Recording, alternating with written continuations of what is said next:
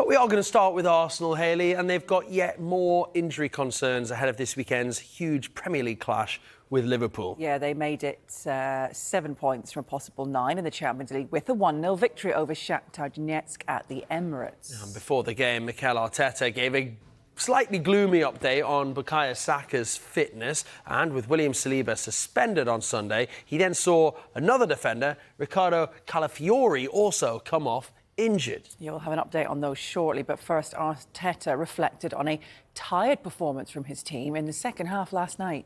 Two very different halves. The first one that we were very dominant, created 4 big chances, that obviously we should have converted them and put the game to bed with the amount of dominance and territory that we had. The second half very different.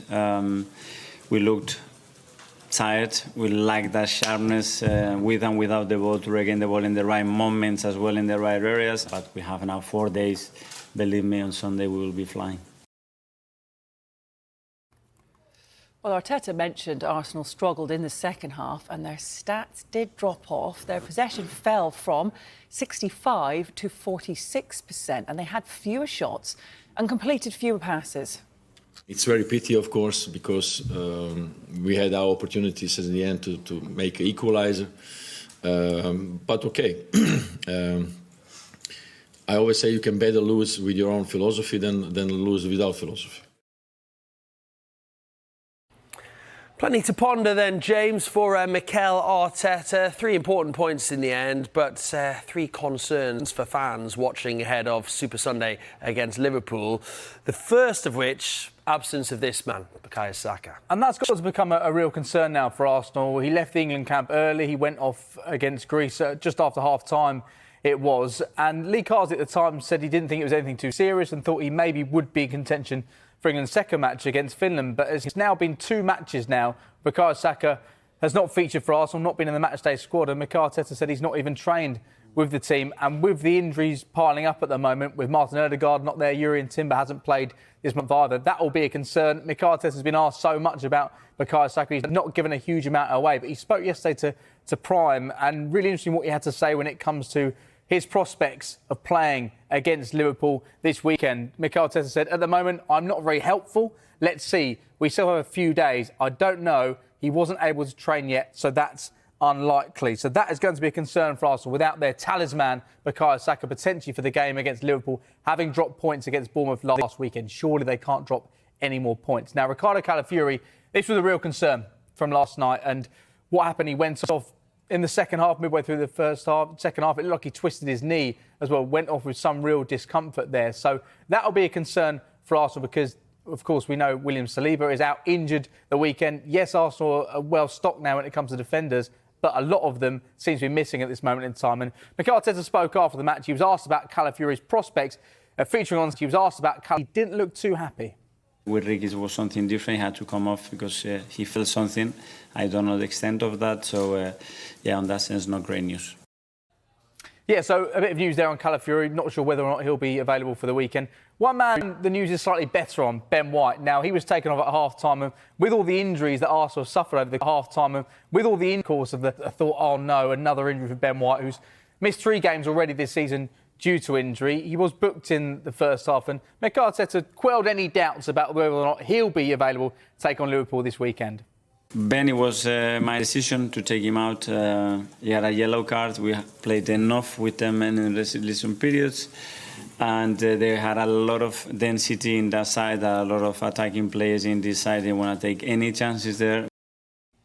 So Mikel Arteta has a number of injury concerns to deal with. Thankfully, Ben White isn't one of those, but with William Saliba missing, Martin Ødegaard out at this moment in time, Jurrien Timber not playing this month, Takiri Tomiyasu seems to be out for a significant period of time. He's not featured at all pretty much this season, and with Bukayo Saka a doubt, there are concerns there. Arteta admitted the side looked tired last night, but he said, don't worry, we've got 4 days prepared for Liverpool and we'll be flying come Sunday at the Emirates. Live on Sky Sports this weekend. Can Arsenal bounce back from that defeat to Bournemouth with what could be a patched-up side? Oh, big game, isn't it? And, yeah, you can see it as well, coverage of this mammoth Super Sunday clash between Arsenal and Liverpool begins at 4 p.m. It's on Sky Sports Premier League, and it's going to be a big game in terms of the title race. You would think that one.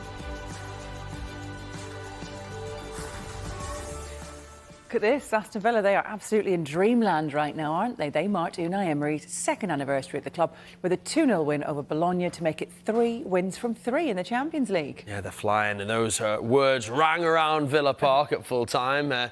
We are top of the league, as Emery's team did go top of the table, and yet another special night in the West Midlands. Well, Villa were the better team in the first half, failed to get the breakthrough though here. Morgan Rogers with the best chance just before half-time. 10 minutes into the second half, they did take the lead. John McGinn whipping the free kick in. Ball ended up in the back of the net. Now, replays show, nobody got a touch on the ball. There was VAR. The goal would stand, and it would be McGinn's goal. Less than 10 minutes later, Villa got their second. John Duran marked his first Villa Park start for 11 months, skillfully sweeping the ball into the net. Yeah, worth another look. Look at that. Lovely finish in the second goal in the Champions League after, of course, the winner against Bayern Munich. That proved to be Duran's last touch, though. He was immediately replaced. Wasn't too happy about it either, wasn't he? Great night for Villa. 3 games, 3 wins, 3 clean sheets, and top of the league.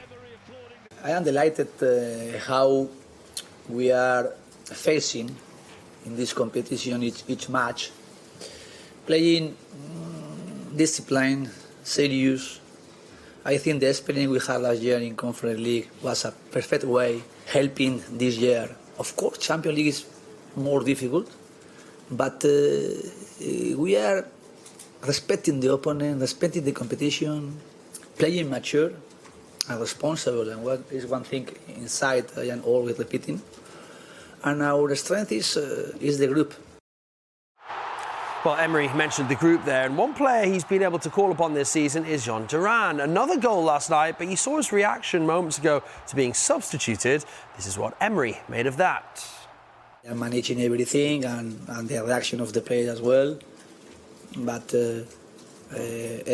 everything we are sending the message in the dressing room, respect, our values, and try to be mature and responsible. Sometimes someone, because it's not only John Duran, before as well, some players sometimes they are reacting a little bit. Is under our control or under my control, and of course is not irrelevant. Well, Villa became just the 3rd team last night to win their first 3 Champions League games without conceding, after Malaga in 2012-13 and Leicester in 2016-17. Things are looking good for Villa right now. They look to qualify for the knockout stage, and according to the Optus supercomputer, which ran 50,000 simulations of the Champions League games, 15 points was enough for the top 8 places 73% of the time. 16 points pretty much guaranteed a top 8 spot. 10 points was good enough for a top 24 spot, which is a playoff for the knockouts 99% of the time. And as mentioned, Villa, they have 9 points. Phenomenal, absolutely phenomenal for them to start like they have. I mean, probably win 2 more games and they need 15 or 16 points to get through. So for me, you can't help but get through now, in my opinion. Outstanding. You know, Bologna give it a go, but they've just got something about them at the moment, Villa. Rogers was very good at times today, really good. And they will cause teams upsets. There's no doubt about that. And they're getting used to it. But it's a long way to go in this big knockout tournament. But can't moan at the moment. 3 out of 3, top of the league, with the creme de la creme. Right now, Carlo Ancelotti is in no doubt that Vinicius Jr is going to win the Ballon d'Or, where the ceremony will take place in Paris next Monday. Why is Ancelotti so confident? Well, maybe it's because the Brazilian scored a second-half hat-trick as Real Madrid came from 2 down to beat Borussia Dortmund 5-2 in a repeat of last season's final. Well, the second goal of Vinicius' treble was a particular highlight. He ran from inside his own half to score, leaving Borussia Dortmund Emre Can in his wake. He went on to keep going, really, and then just whipped it into the corner. What a sensational run, a sensational finish. Celebration, a match. Yo creo que lo va a ganar, pero no por lo que he hecho esta noche, por lo que he hecho el año pasado, porque el año pasado nos ha ayudado a ganar la Champions League. Estos, los 3 goles que ha marcado hoy, le servirán para el próximo Balón de Oro. It's very obvious that Vini Jr is one of the best players in the world, one of the top 3, top 5 players. But it's not my job to vote or to decide the Ballon d'Or winner. I wish him all the best. Fantastic player to watch.